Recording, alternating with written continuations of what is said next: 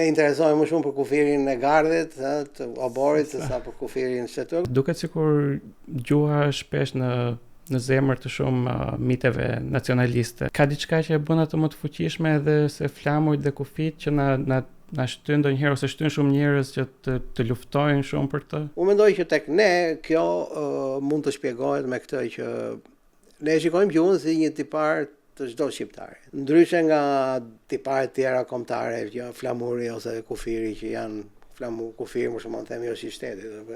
Ne shtetin akoma se kemi interiorizuar mirë si kombë, si individ.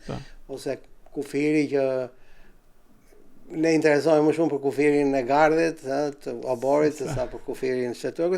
Gjuhën e kemi tonën dhe duket sikur na marrin pjesë të gjithë në të si pronar në mënyrë të barabartë. Domethënë jo vetëm na përfshin në këtë entitet supra-individual që është kombi, por dhe na përfshin në titull të barabartë. Që na pëlqen në të gjithë, dhe jemi të gjithë njësoj për punën e gjuhës. Kështu që tani e kemi ripërqafuar me të madhe, natyrisht me ato forma që e dim.